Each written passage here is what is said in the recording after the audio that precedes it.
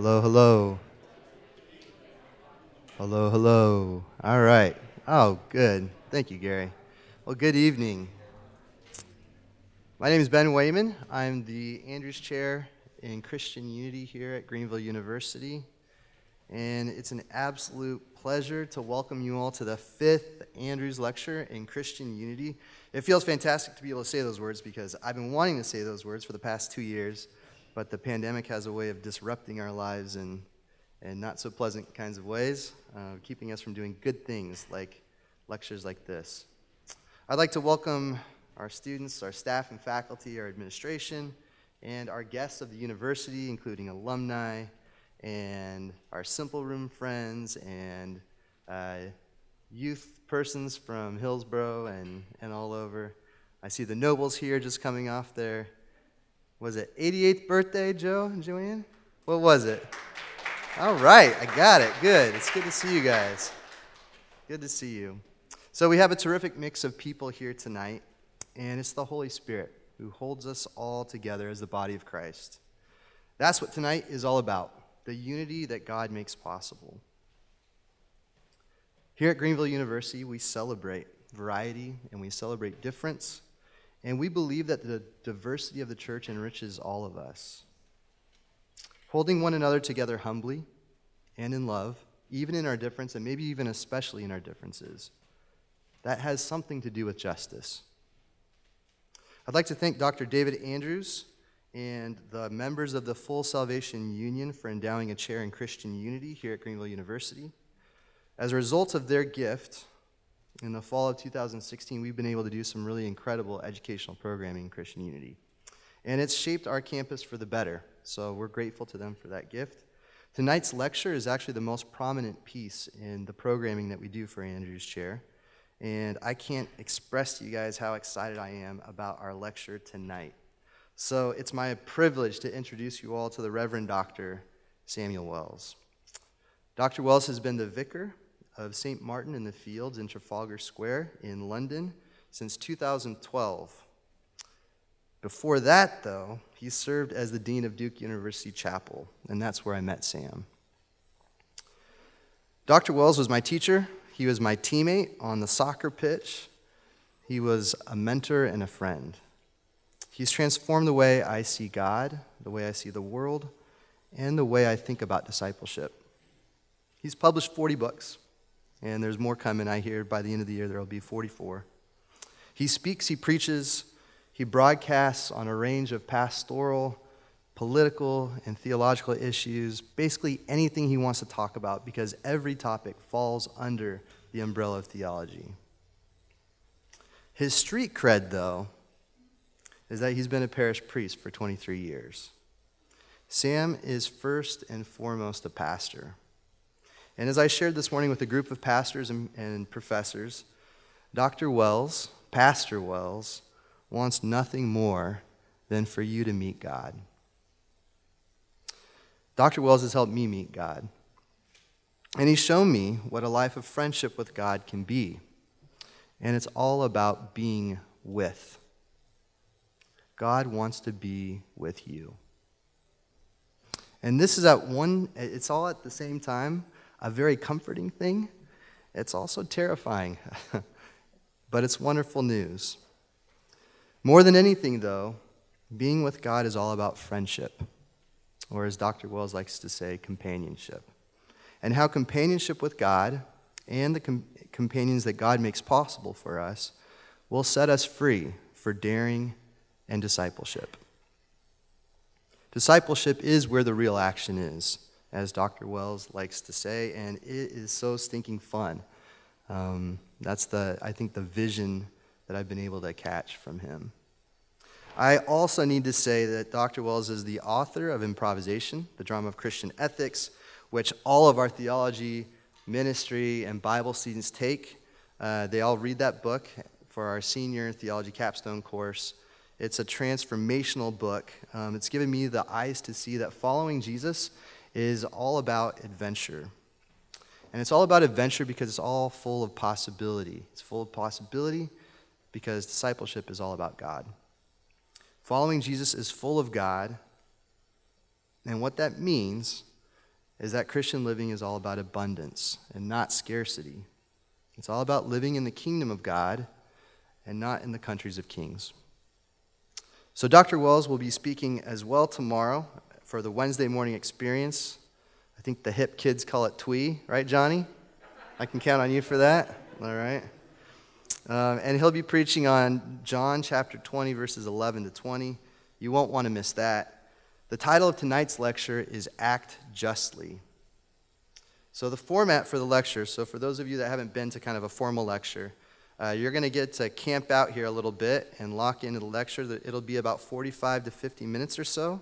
So be thinking about questions you want to ask. After he's done with the lecture, he will field questions from you all. So if he said something that stirred something in your heart, maybe it made you uncomfortable or maybe it excited you, ask him about it. See if you can dive a little bit deeper. We have a mic set up here down the center aisle, and Dr. Wells will field his own questions. So just come up to the mic, ask your question, and he'll respond to you in the gracious, kind, and challenging way that he always does. If you show up after someone else, then just take a seat at the pew right behind him. That's it, I think. Would you please join me in welcoming my friend, Pastor Wells?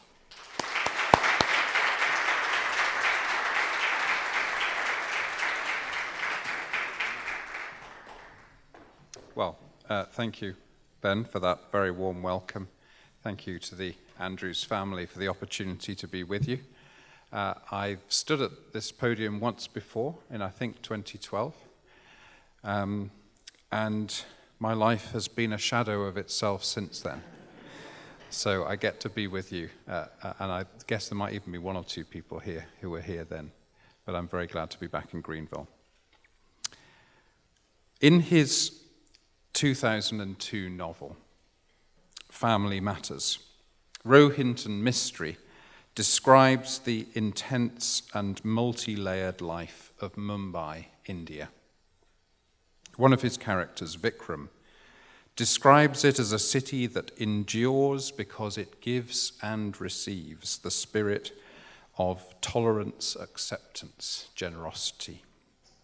He describes seeing a train leaving the platform, completely packed. Everyone had given up chasing it, except one. Suddenly, he raised his arms, and people on the train reached out and grabbed them. Vikram fears for the man's life.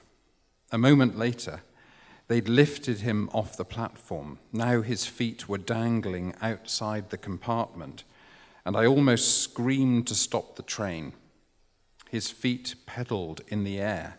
There he was, hanging, his life literally in the hands of strangers, and he had put it there. He had trusted them. More arms reached out and held him tight in their embrace. It was a miracle.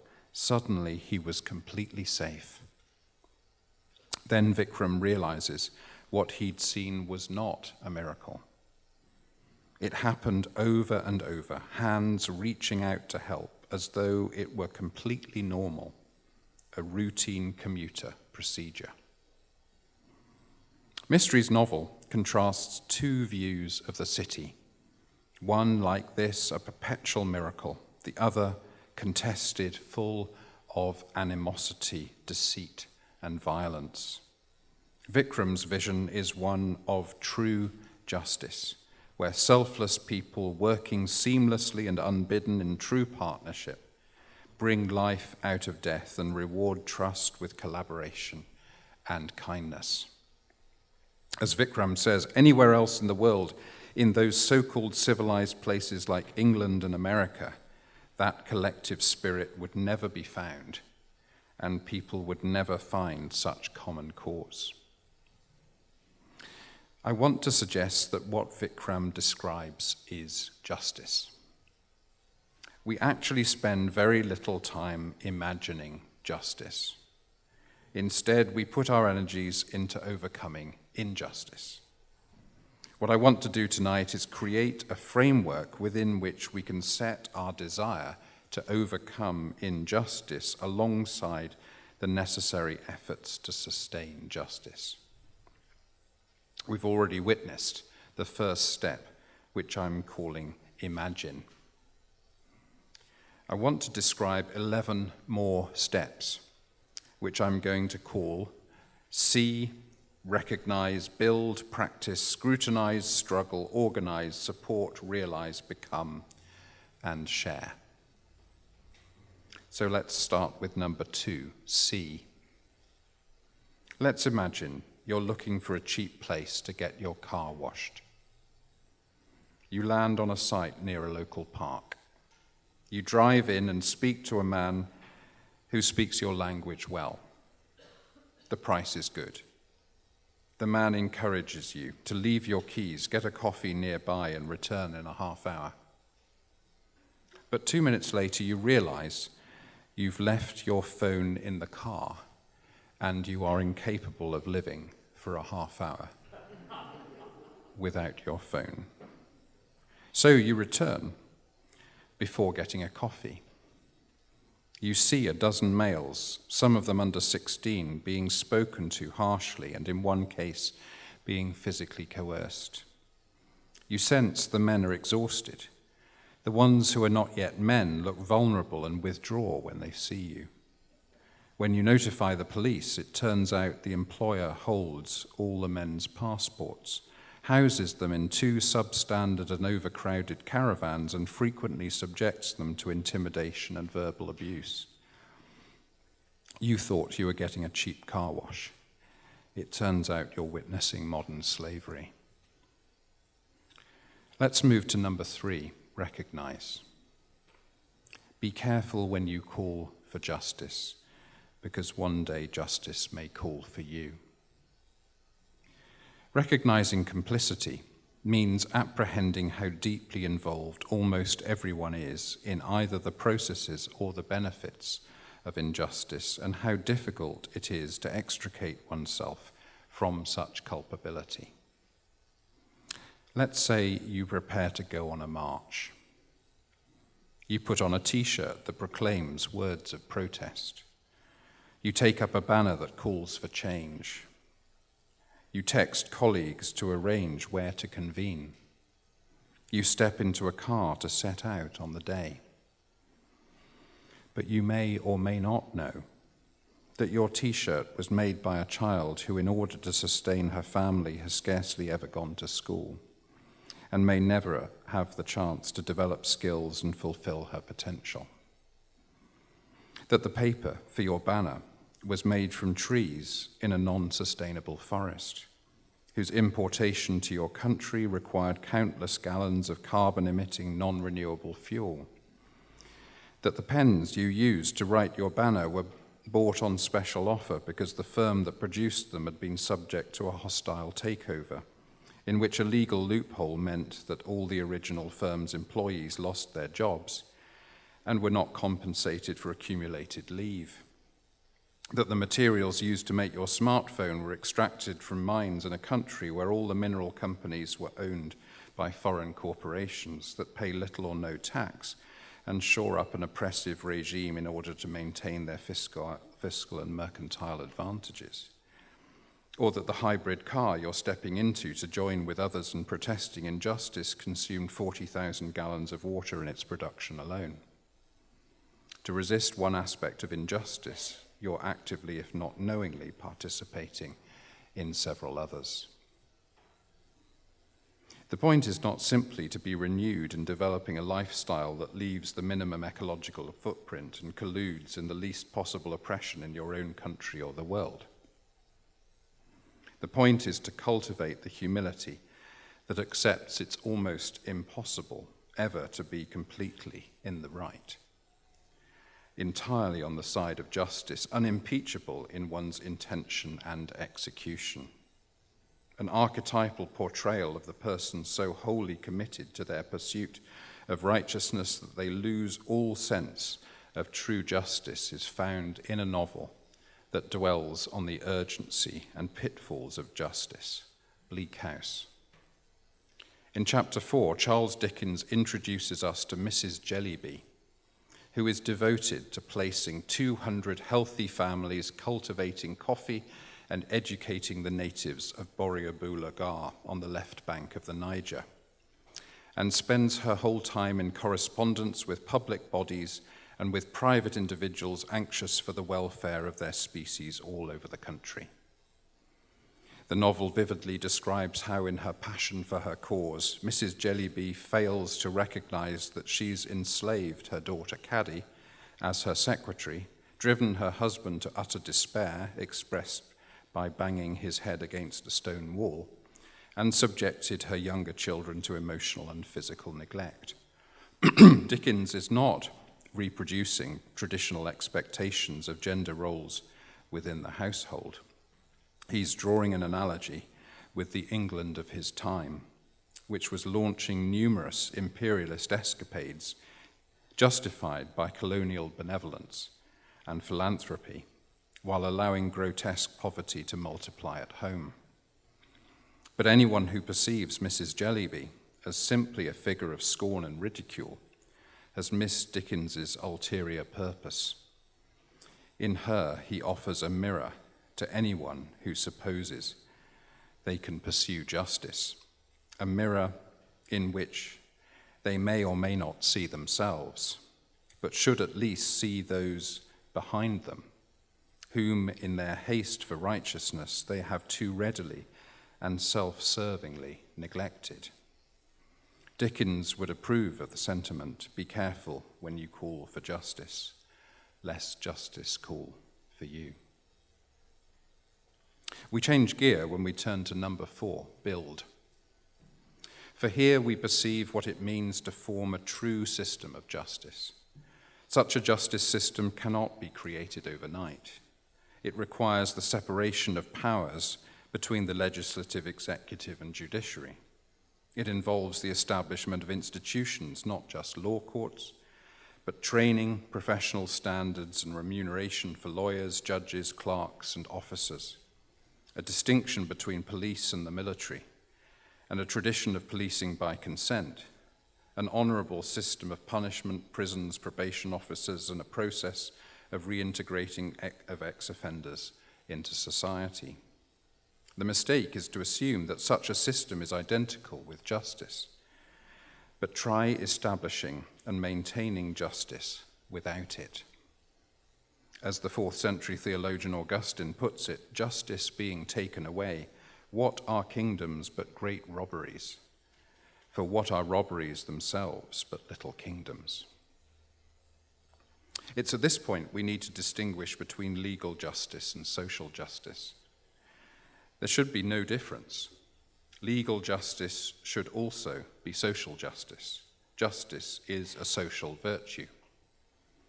But as we've seen, justice is a set of conventions that presume a story, and it tends to proceed by focusing on just one part of that story. Social justice identifies what is lost by so doing. Social justice refers to the recognition of the extent to which widespread and endemic inequality inhibits the well-being of many, the consequent campaign for social transformation to eradicate it, and to create conditions for all to flourish without fear of oppression. Thus, social justice demands that the rest of the story excluded in order to enable legal justice to isolate a matter that can be decided, be ushered back in. Social justice tends to be more inclined towards identifying and campaigning against varieties of injustice. Thus, it never rests, since it constantly beholds more injustice out there to address. By contrast, legal justice seeks the happy place where justice has been done and has been seen to be done. Underlying this is number 5, practice. Here we meet the crucial role of the rule of law. You can have all the laws and rulings in the world, yet still be a long way from justice.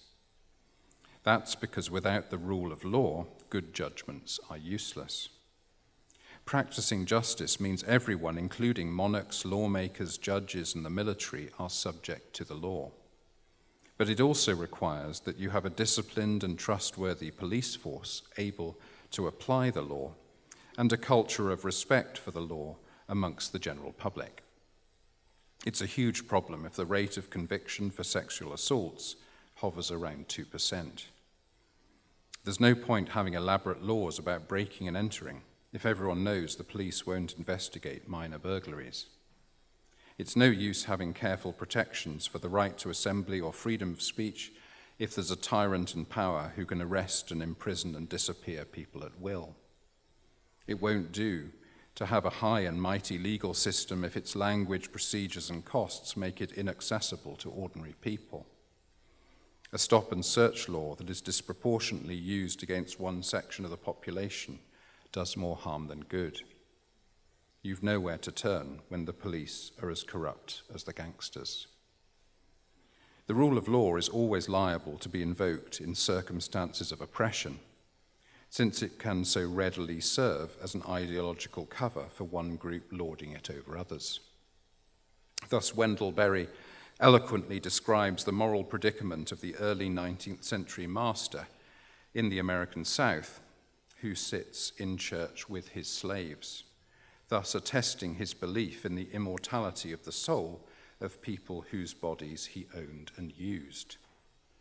Such a person had to perfect an empty space in his mind, a silence between heavenly concerns and earthly concerns. Berry thus identifies how churches came to devote themselves exclusively and obsessively with the question of eternal salvation, and not how best to live on earth. The way to heaven was not by obeying the moral imperatives of Scripture, but by believing. Thus, in this Southern pietism, the mystical aspects of Christianity completely overshadow the moral. But it's a bogus mysticism, a recipe by which to secure the benefits of eternal bliss without having to give up the benefits of temporal vice. Berry provides a lacerating analysis of how a profoundly and avowedly Christian society can be as adept in circumventing the rule of law as any other, and how it can distort Christianity in doing so. He laments how, in the time of slavery and segregation, the religious institutions became comfort stations for scribes and publicans and Pharisees. Far from curing the wound of racism, the white man's Christianity has been its soothing bandage. Both build and practice rely on number 6, scrutinize. Ida B. Wells was freed by the Emancipation Proclamation during the American Civil War. In the 1890s, she embarked on a rigorous and extensive program of research into the widespread practice of lynching in the southern United States. In 1892, she published Southern Horrors, Lynch Law in All Its Phases. This publication had two profound effects. It exposed and discredited the ubiquitous allegation that African American men posed a sexual threat to white women, meanwhile noting that the real threat was, and always had been, that of the danger white men frequently posed to African American women. And it named the true fear that underlay the program of lynching, namely the rise of African American economic independence, which the use of poll taxes and literary tests had failed to quell. 3 years later, Wells published a 100-page pamphlet, The Red Record, pointing out the countless lynchings that had taken place since the Civil War, and explaining that prior to the Civil War, lynching was not as widely practiced because every death of an African American carried a financial penalty to the slaveholder. Deliberately using information gleaned from white publications, Wells offered 14 pages of statistics and provided graphic accounts of specific lynchings, noting that prosecutions of white perpetrators almost never took place. Wells embodied the scrutiny on which good order and the rule of law depend. In similar fashion, the 2019 film Dark Waters displays the true story of the corporate lawyer Rob Bylot, who in 1998 learns of the plight of Wilbur Tennant, a humble West Virginia farmer whose land is being contaminated by the giant pharmaceutical firm DuPont. The local authorities, the local population, which depends on DuPont for employment, and the systems of law and government, not to mention corporate complicity, are all stacked against Wilbur. But on searching innumerable boxes of evidence, Rob establishes that the local chemical plant in producing a chemical required for the production of Teflon is poisoning the drinking water of 70,000 people. This is leading to kidney and testicular cancer, among many diseases. It becomes clear that DuPont had been aware for many decades that the chemicals were dangerous, but carried on regardless. Rob takes out a class action suit and in 2017 wins a $671 million settlement on behalf of more than 3,500 plaintiffs. Since 2017, Rob Bylot has continued his campaign against other organizations that have continued to produce related chemicals despite knowing of their harmful effects. The defining scene in the film comes where Rob demands evidence from DuPont, and the company, determined both to claim to comply, yet to halt the investigation, brings truckloads of boxes of relevant documents.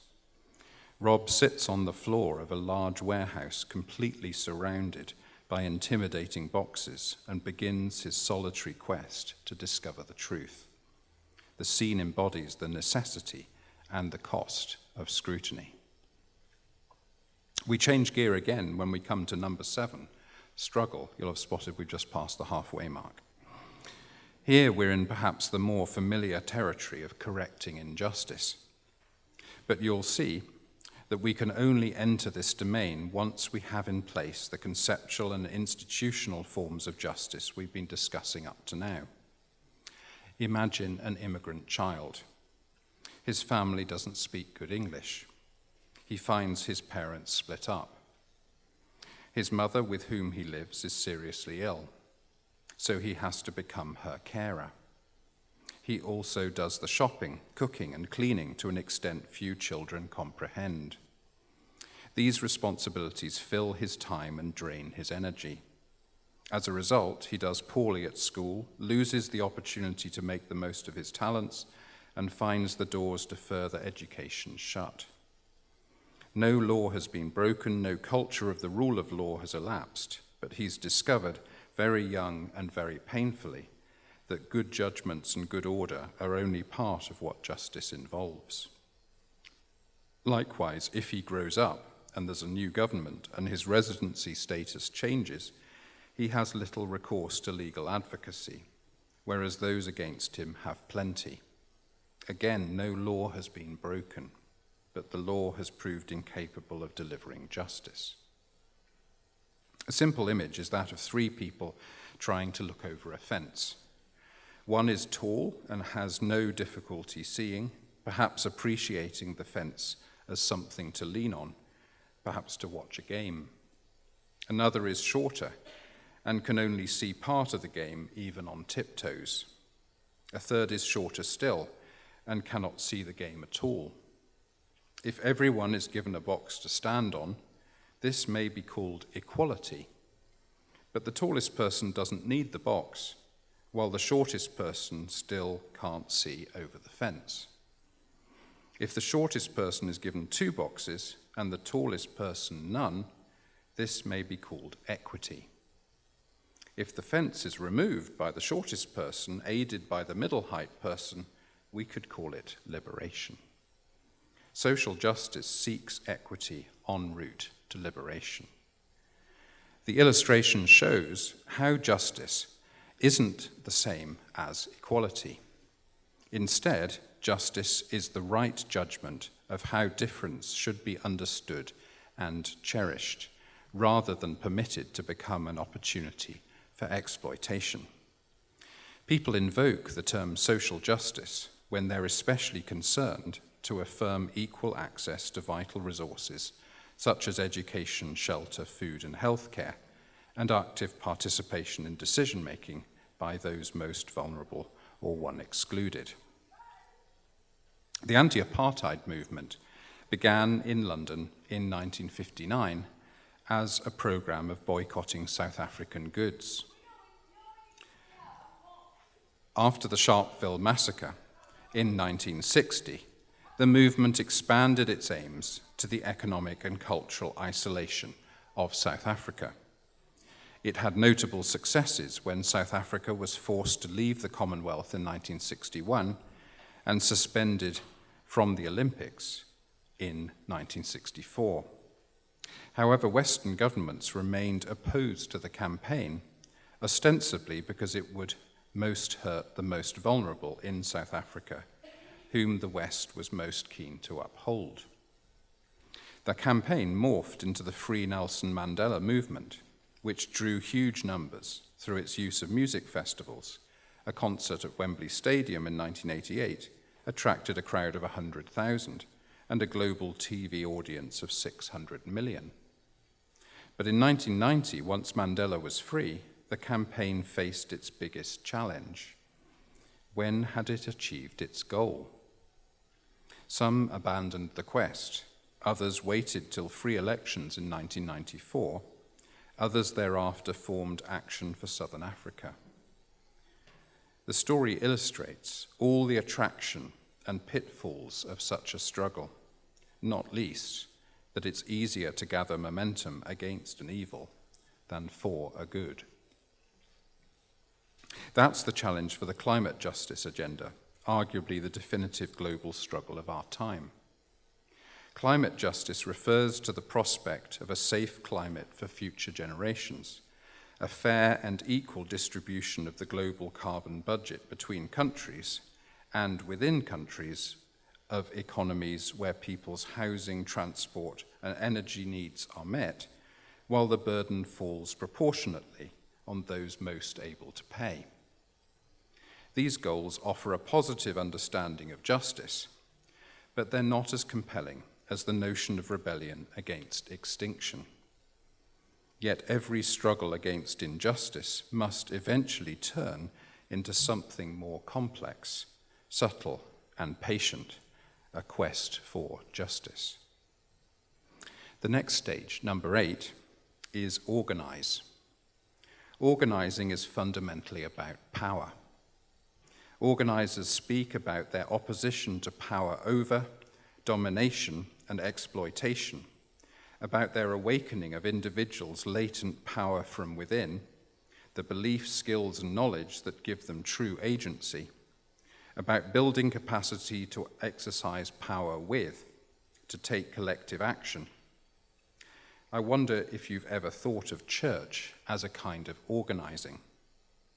The Jubilee 2000 campaign for debt relief was by no means a church-only or church-dominated campaign, but it would be fair to call it a church-animated one. It originated from the description of the Jubilee year in Leviticus 25, and the according notion that debts should not be maintained indefinitely, but should be cancelled every 50th year.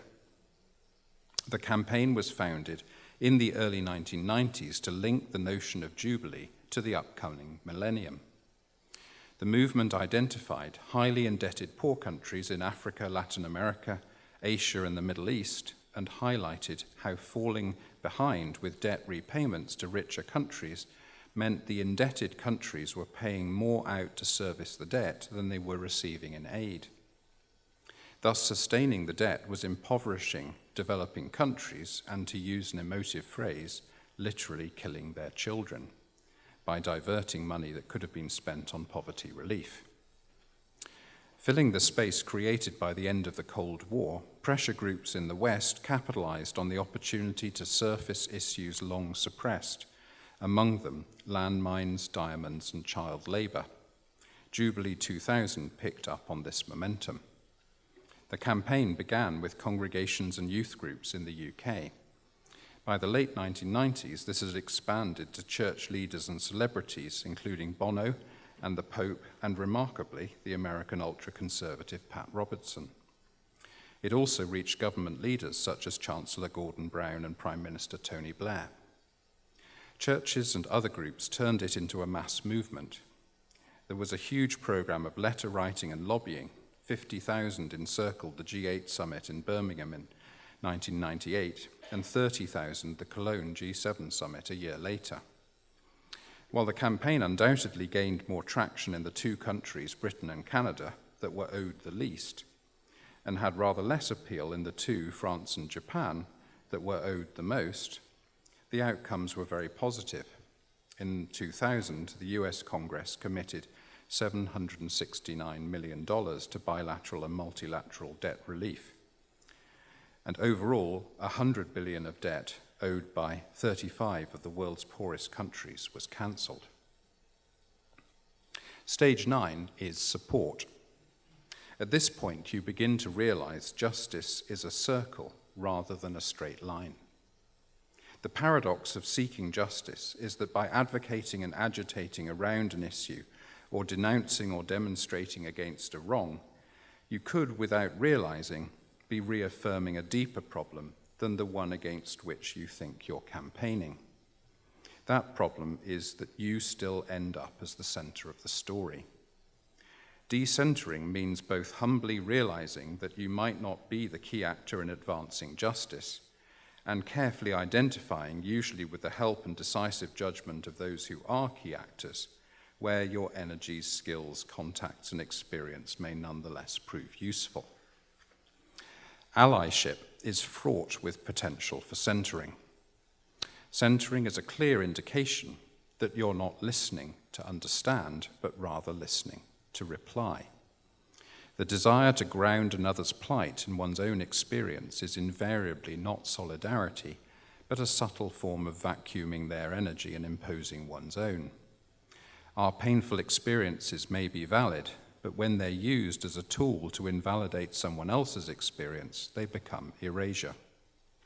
Good indications include whether the effect is to turn attention to me in a space that's not mine, to alleviate guilt by displaying my own struggles, even if irrelevant, changing the subject of the conversation, and using the word I to prioritize my own agency and validity.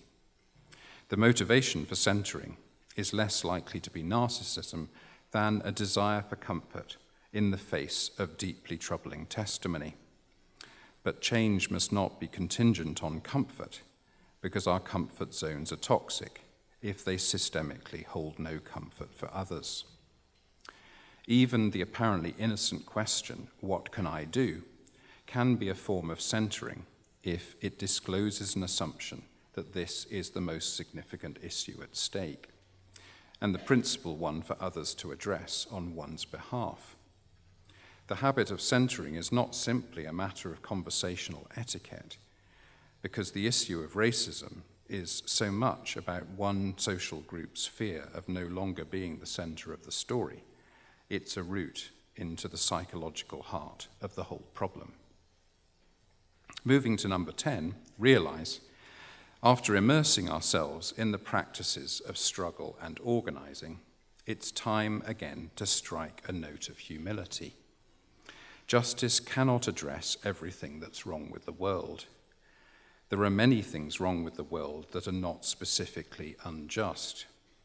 Sweatshops in developing countries produce such goods as clothing, coffee, shoes, toys, chocolate, and rugs. Such factories draw on the labor of an estimated 250 million children aged 5 to 14. Of the adults who work in such conditions, 90% are women. There is serious and profound wrong here, but is it correct to call it injustice?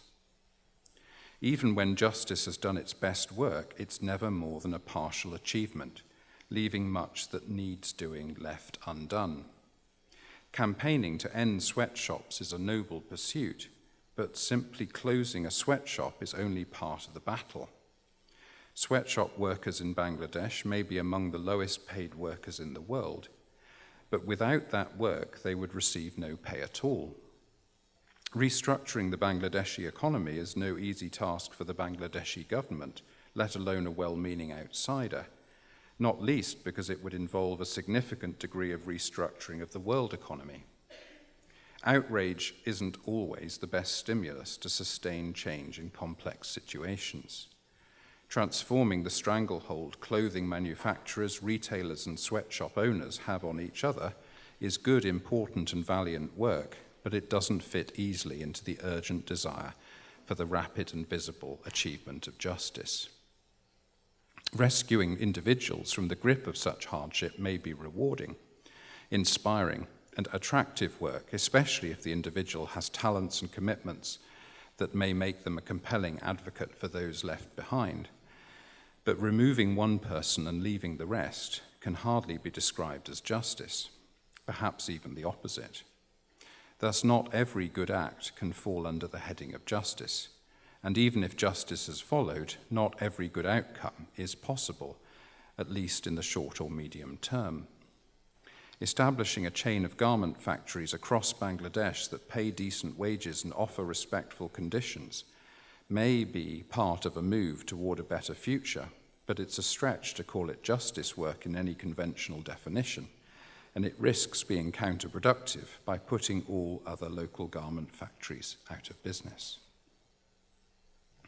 Finally, we come to the last two steps, and I'm hoping that as I share the last two steps, you'll realize what I've been on about all along.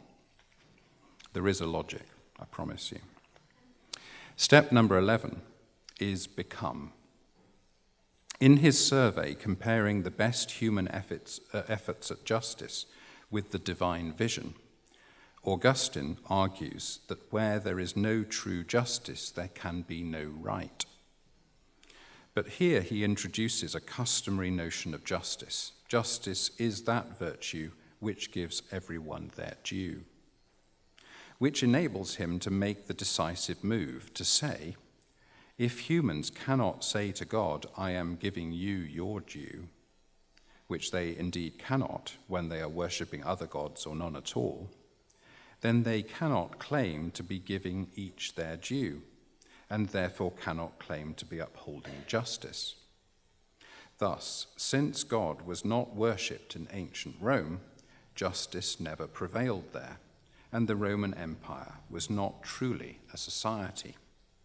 Indeed, says Augustine, there never has been a just society. There have only been societies united by common objects of love, generally the desire for peace. Augustine's claim, therefore, is that without true worship, there can be no justice. Christians have a word for justice. That word is Jesus. If justice is giving each their due, then the hierarchy of estimation begins with recognizing what is due to the God of Jesus Christ. Worship is in truth worth-ship. Thus, it's worship that ultimately sets the scales of justice. Baptism is the moment God's children become servants of justice. The task, therefore, is to understand how worship is a setting forth of Jesus and an embodiment of God's kingdom that anticipates heaven and depicts justice. This can only happen if justice and worship are understood to be in a reciprocal relationship by which each refines the understanding of the other. To illustrate this, I want you to consider a much neglected practice of Christian worship: foot washing. There was a white South African judge in Bloemfontein named Jan Christian Olivier. In the midst of controversy, after black worshippers had been refused entry to the funeral of a white superintendent, a black pastor invited Olivier to his church on Maundy Thursday to diffuse the tension. It was a foot washing service. The pastor wanted the people to see that love was not rejected. So he asked Olivier to wash the feet of Martha Fortuyn. 30 years earlier, Martha had gone to work in Olivier's home. She'd gone with him and his wife to Cape Town and Pretoria when he became a judge, and had returned with him to Bloemfontein when he became a justice of the court.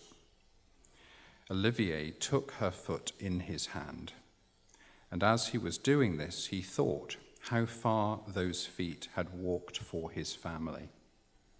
And suddenly he saw Martha and his own daughter when she was a child, and he remembered clearly how Martha would kiss her feet. So he thought to himself, if she can kiss my daughter's feet, why can I not kiss her feet? Then he took both her feet in his hands with gentleness, for they were both no doubt tired with much serving, and he kissed them both. One commentator notes the significance of this story. He comments that Olivier lost his political career, but perhaps found his soul. Then he adds, like him, most of us enter the room of this text thinking to be good disciples, but still wearing the title of judge, long accustomed to peering down from the high bench and pronouncing innocence or guilt, pardon or punishment on others and on ourselves, often with righteous intent. But here in this table room with Christ, we are disrobed and disarmed. We are not judged at all, but held and bathed in love. Our anxieties protest, but the host lays a finger to our lips. Then we are brought near to sisters and brothers, all cleansed by the same grace. In them we see the love that has served us, and we move to embrace them. We emerge from such an encounter happily finished with our judicial career. Thus does foot washing redefine worship, and thus does worship realign justice. And finally, stage 12. Stage 12 is called share. What I want you to see at this point is that every single one of the previous 11 stages is, in fact, a description of what church is called to be. I'm not going to take you through all 11, you might be relieved to know, but let me give you 3 examples to complete my lecture. The area of scrutiny that I discussed at the 6th stage is a huge challenge to a church whose motivation tends to come from following a first-century figure who had no place to lay his head, left no written documents, and gave no indication of his views about the tidiness of filing systems or the best way to ensure expense claims are genuine. Yet the example of a Rob Bylot sitting amid mountains of DuPont documents is not an instruction to church to obsess about detail. Instead, it's a reminder to church that faithfulness is not so much about the grand gestures as the small fidelities. In the words of the prayer of Francis Drake, when thou givest to thy servants to endeavour any great matter, grant us also to know that it is not the beginning, but the continuing of the same unto the end, until it be thoroughly finished, which yieldeth the true glory. Does the monk alone in his cell read to the very end of the psalms appointed for that night? Does the church cleaner dust on the windowsill above the height of any worshipper? Does the youth group leader check every last item on the risk register for a trip, even if she's seen so many of these before? George Herbert claimed the words, "For thy sake," were the elixir that turned all faithful activity to gold. In justice, as in church, detail is a form of love. Organizing is a challenge to church in important ways. But church is also an important counter to organizing. Some years ago, before the days of mobile phones and the internet, I realized the capacity of church for organizing when a group was needed that afternoon to picket a local accountancy firm that was facilitating the takeover of the local shipyard. I quickly realized I could create a pyramid of phone calls cascading through the congregation and its contacts. And sure enough, that afternoon, 15 people appeared with me on the accountancy firm's doorstep. There were only 2 other protesters from outside the church network. The church's power to organize outdid any other local pressure group by a considerable margin. That taught me that church was about organizing, not just in the face of economic hardship, but in every aspect of life. For the triumph of good, what is needed is to be better organized than evil. This is where much of the real work of church lies. Organizing has a great deal to teach church, especially in seeing the abundance of what it has been given, and not merely the scarcity. In this way, justice is often more faithful to the gospel than church is. It has an important role in teaching the church how to approach conflict and when to see tension as a creative force to bring difference to a head and hold the powerful to account. But church has some things to refine organizing, notably its tendency to instrumentalize relationships for achieving goals, which can impoverish all participants, not just those called to keep their promises. Finally, and most obviously, worship is the heart of church. But worship is the heart of justice also. Church is fundamentally about cherishing God, giving God God's due. Meanwhile, justice is giving human beings, and now we would say the planet and the whole creation, also their due. Thomas Aquinas speaks of the virtue of religion. Religion is a part of what it means to be just, because religion gives God God's due as the source of all being and the giver of all good things. Justice refines church by highlighting ways in which we honor God by honoring one another, and by showing how we learn better to honor God by learning better how to honor one another. In a children's story, monkey and elephant decide to be friends. Monkey knows everything about friendship, but elephant is a beginner. Monkey sets the agenda and proceeds with little regard for elephant, exploiting and ignoring his purported friend. At each turn, elephant says, ingenuously from him, but increasingly ironically to the reader, "Is that what friends do?" Eventually, monkey has to face some hard truths. It's a children's story, but it's not just a children's story. It's an analogy of the relationship between justice and church. Each says to the other, "Is that what justice means? Is that what just people do?" And each finds itself sometimes the teacher, sometimes the pupil, as they will continue to be until justice and peace embrace. For in the end, justice is not something I have in my mind that I perceive you don't have, and that I work beside you, cajoling, policing, persuading, demanding, forcing, or prosecuting you till you embody as admirably as I do. Justice is something out of reach of us both, which I try to exemplify in my institution, organization, or association, in my choices, in my community, in my use of resources, in my way of forming sustainable life, in my relating to the stranger, in my mercy towards those who've hurt me, in my humility before those I've harmed, in my confronting of the criminal, the horrendous, and the wrong, and which you too assume, rely on, invest in, and promote in your no doubt different way from me. I strive to act justly because I seek to inhabit the world I believe God is bringing into being and will one day fully usher in.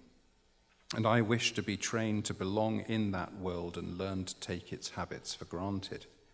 That's what being a Christian means.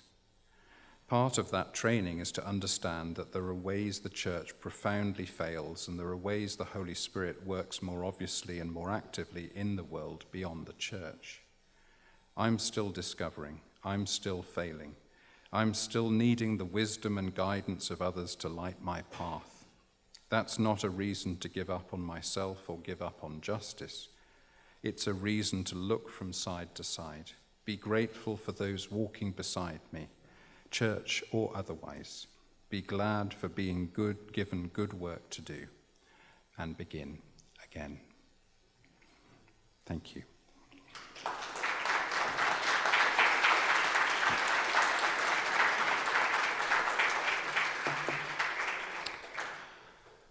I've done a lot of talking. I suggest you talk to somebody close to you. If you don't like the person that you came with, talk to somebody else for a couple of minutes, and then we'll surface some questions, and then we'll do the microphone bit. But just start with somebody to talk to for now. What did you find in that?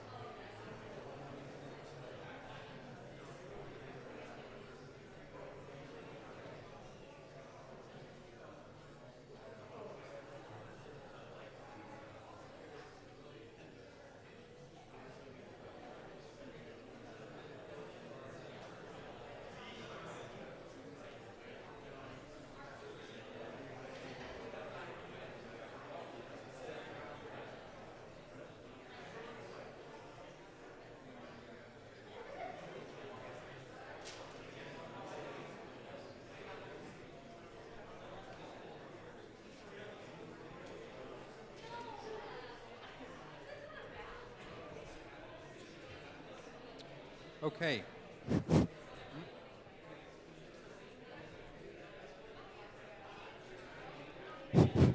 Okay.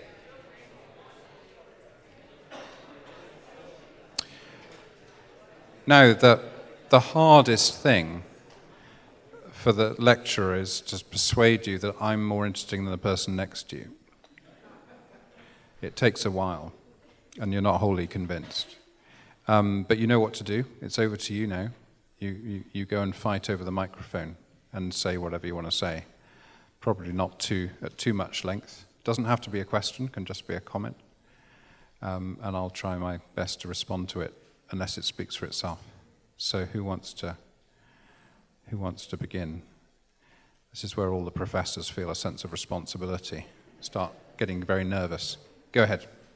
I was just curious if you could give us more of an insight into your journey with coming to the conclusion of the imperative nature of justice. I assume you didn't just wake up one day as a child and like, oh, justice is the most important part of the gospel. But if you could just work us through, whether it's your studies or your pastorship or whatever, just a little bit more insight into your journey. A story. Wonderful. What a great question. Thank you. Well, I'll fess up to start with, which is to say I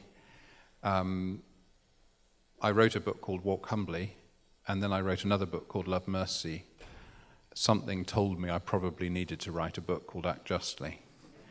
And that's a book that I'm just completing now. So what I've shared with you is is what I think I'm going to say in that book, more or less, the highlights package. The sort of ESPN sort of countdown.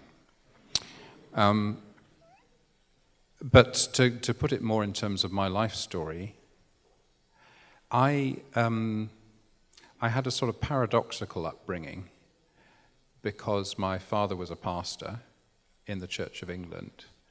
And in those days, pastors often lived in huge old parsonage houses, rectory, we called it. So to give you a sense of the house I grew up in, it got as cold as it as it gets here, with snow on the ground sometimes.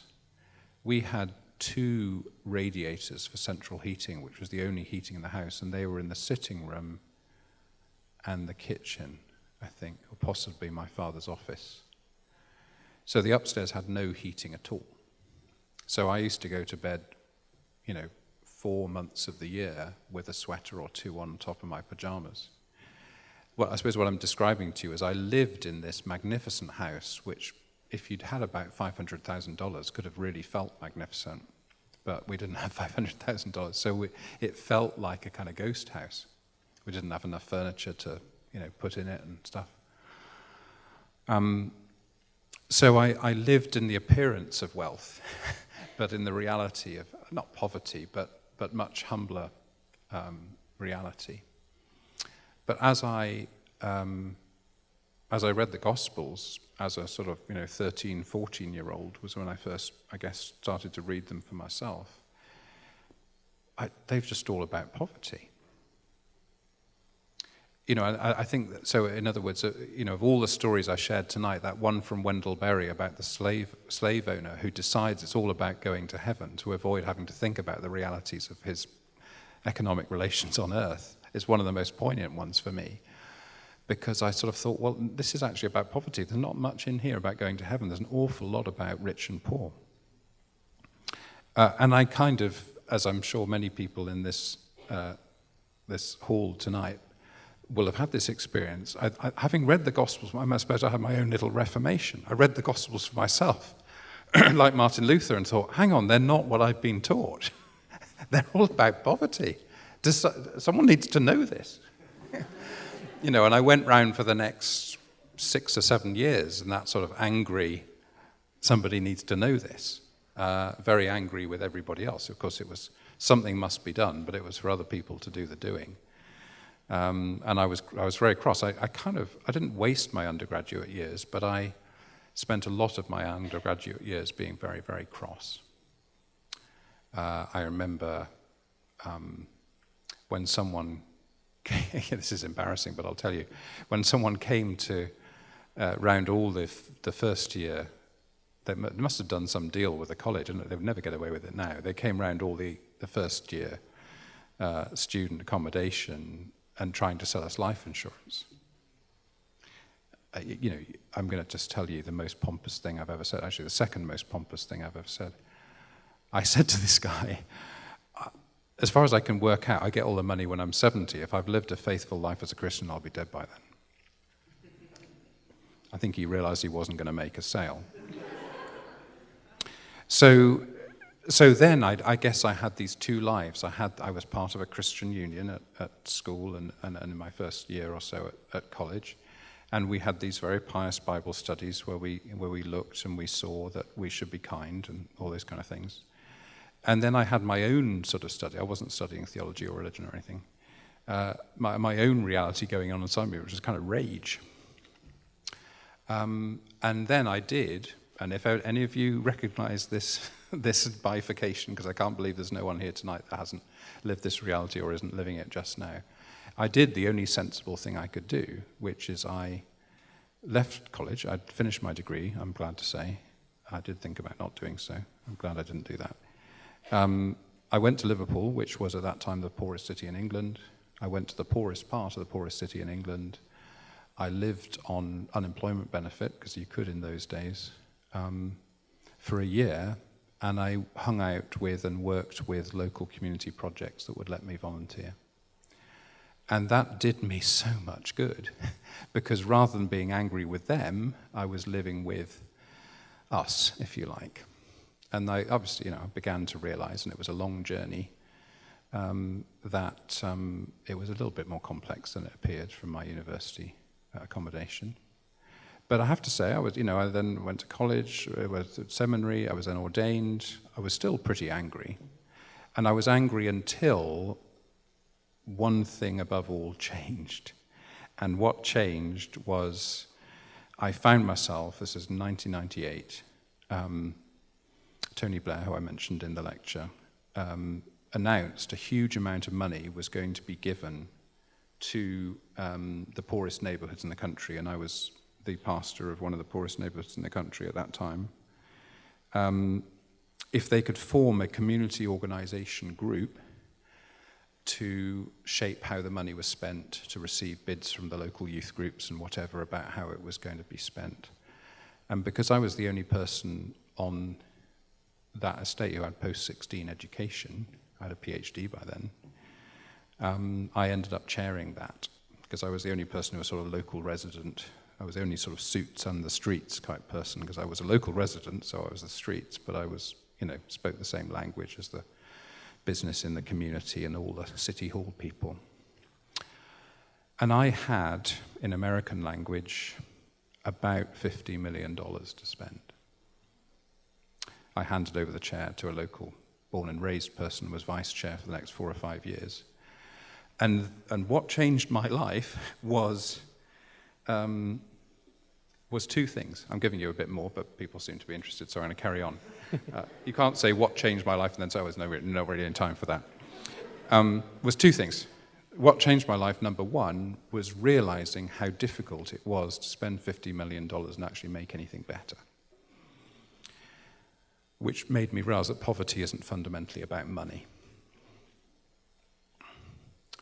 And the second, so actually the experience of being rich for the first time in my life made me realize that money wasn't everything.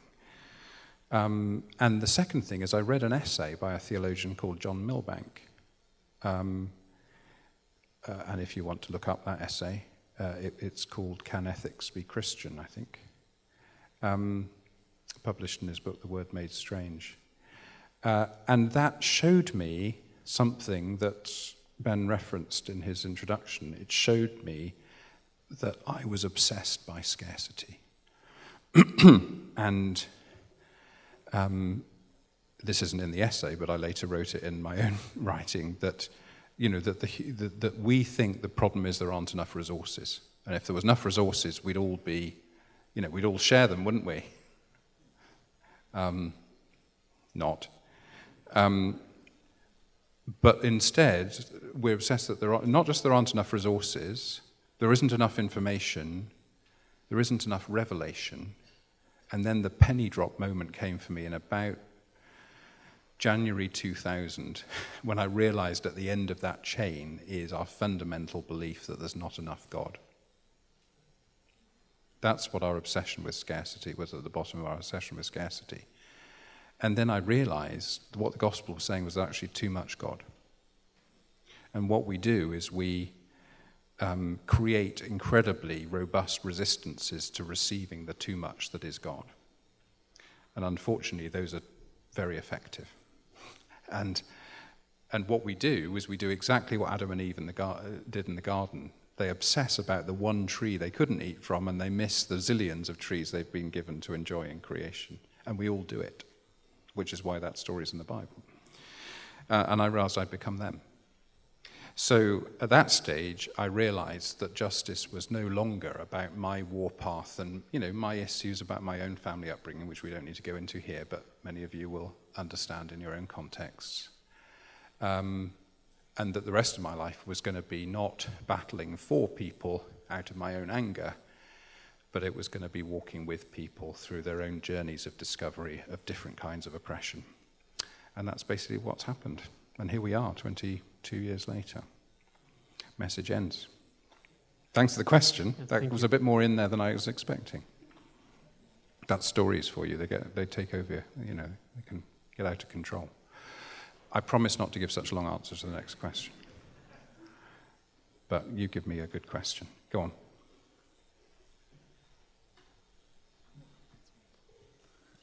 Hi. So I know that you've worked in both pulpit ministry and academic circles, and so my question was if you found that there was a more focus on justice and humility in one of those roles than the other, or if it was it's never easy, but it's easier time to focus on that in one of those roles or the other. Well, so the question is, I've worked in a number of different contexts in ministry, and where have I found the most sort of humility and passion for justice? That combination. Is that more or less the question? Yeah. So thank you. Another wonderful question. I think the thing that I found most difficult, and I'm not going to name particular context now, is, and this is why I think I included the section of my lecture about centering, is the way that in the church, and I would probably say especially the American church, because it hit me between the eyes when I moved here in 2005, is the assumption that that our job was to make ourselves so well qualified, so well connected, so well endowed, so wealthy, and so compassionate that we are always on the brink of being able to fix other people's problems. In fact, other people are sent by God to enable us to exercise our abundant gifts in rescuing them.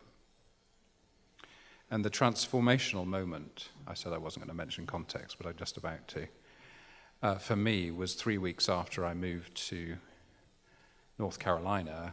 There was Hurricane Katrina, and the world jumped in a minivan and headed down to the Gulf Coast and started building houses in places where it was blindingly obvious houses were not good things to build, because, we'd just seen that.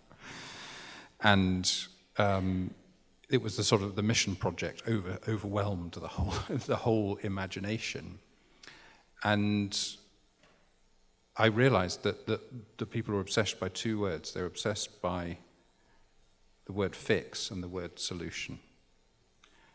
And both of them, they had the answers, and the people they were driving down to visit were the basket cases who had the problems. And that whole way of configuring things, and on the whole, the more qualified, talented, able people were, the more they fell into that trap. Because what is the point of getting medical qualifications until you're 38 years old unless you spend the rest of your life doing brain surgery? The fact that the rest of the world probably doesn't need brain surgery, that does not solve all the world problems, well, you just reconfigure all the world's problems so that brain surgery can solve it. And that's what I saw at Duke University.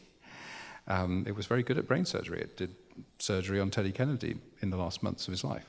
Tremendous brain surgeons, some of the best in the world. But it turns out not all the problems in the world can be solved by brain surgery. So I guess the humility that I found was where I was living in 2000 when I read that article I talked about before, that community in Norwich in the east of England, because it didn't occur to anyone there that they had the capacity to solve other people's problems. But crucially, they didn't believe the fact that I can't solve your problem means I should walk away from you. Because when you walk away from someone who has a problem, what do? You walk away towards someone who has an easier problem to fix. Because it's all about you getting a kick out of fixing someone's problem. That's what I mean by centering. It's all about your need to feel powerful and able to fix other people. What I found in that community in Norwich was people who couldn't fix other people's problems, didn't even cross their mind that they might be able to, but stayed with those people. That's what I think Christianity is, and most importantly, I think that's what God does. Because I don't think God sees us as problems to be fixed. I think God sees us as mysteries to be walked alongside, which is why Jesus spends a week in Jerusalem fixing our problems, 3 years in Galilee walking alongside us, and 30 years just hanging out with us in Nazareth. Now, of course, we think God had never done an incarnation before and had no idea how to do one, and we know better, so we reverse those percentages, and we spend 90% of our time fixing stuff and only 1% of our time being with people, but I think that's a mistake. So, it was actually about 10 seconds shorter an answer than the previous answer. But thanks for another great question. I'm not going to make the same promise a third time. That would be ridiculous. Who would like to have a go? Thing is, you don't ask your own brilliant question. You ask the brilliant question of the person you were talking to during the break. Well, this question kind of comes out of your sharing of the story about the judge washing the feet of the woman in South Africa. But it also comes out of the fact that I come from an Anabaptist church tradition where foot washing actually is actively practiced. Yeah. And I'm just wondering, is that something that we need to recapture in our congregational life? Yes. You see, I can give short answers. Absolutely. So, I don't know if Ben was there for this, but in my installation as Dean of Duke Chapel, I spent about 15 minutes of my hour-long installation service washing the feet of 12 representatives of the community, precisely because I wanted people to know that I was among them as one who washes feet. I felt that was the single most important gesture I could make, in front of 1,800 people in Duke Chapel that day. And that the first person whose feet I washed was the housekeeper of the chapel. To make exactly that point, that's, in a sense, if our faith in God is rooted in Christ's incarnation, and if Christ's incarnation began in a stable, practically in the open air with nothing, then my authority as the proclaimer of that incarnation had to begin on my knees with the least paid person in the organization. So I cannot understand, I can, but I cannot justify how we have spent 2,000 years arguing over detailed understandings of the Eucharist. And we haven't spent, apart from in Anabaptist circles, any time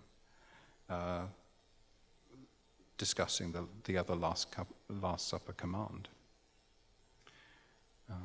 They're both a do this. And one of them we do, and we wave fingers at other traditions that don't do it as often, or don't do it in the same way, or think it isn't Christ's body and blood, or think it's a remembrance, or 100 other things. But it's all an avoidance for not talking about the other one, which is the one that really transforms people's lives. Can I tell you, it's very confessional tonight, but I want to tell you about one of the most incredible things that ever happened to me. So, in my last Sunday, I never talked about this in public before, but it just seems relevant to this. In my last service at that little church in Norwich where I was 6 years, during that regeneration period, I was very proud because 15 people came to my first service and 50 people came to my last service. And I said, I'm going to wash all of your, I said you can do feet or hands, I don't mind, for the people who are embarrassed about it. There's always people embarrassed about feet. So I went all the way around. They all gathered in a big circle, building a bit like this, except chairs rather than pews. So, and you're going to think I'm making this up. I'm not making this up. About 2/3 of the way round the circle, I'm going to get emotional here. About 2/3 of the way round the circle, having knelt up and knelt down and stood up to wash hands and feet all the way round, I was suddenly confronted by a man with almost shoulder-length hair and a beard, who I'd never seen before and who I was convinced hadn't been part of the rest of the service. When there's only 50 people there, you know if somebody's been part of the rest. And do you know what he said? He said, "No, I'm going to wash your feet." And then when I got to the end, he'd gone. And I've never seen him again. I think you can understand why it was one of the most incredible moments of my life. And I still don't know how to describe it. So amazing things happen when you wash feet.